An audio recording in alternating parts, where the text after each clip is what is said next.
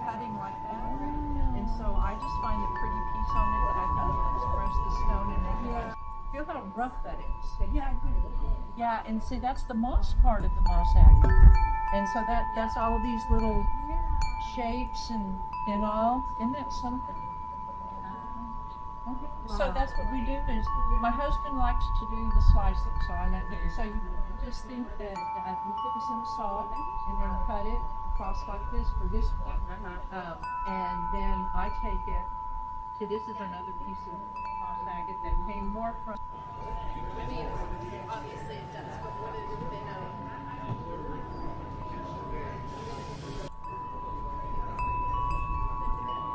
Well, the first door prize, and it is from Heather back here. Heather has some beautiful work at Heather's Magpie Jewelry. Hi, Heather. Yeah, that's an unusual stone.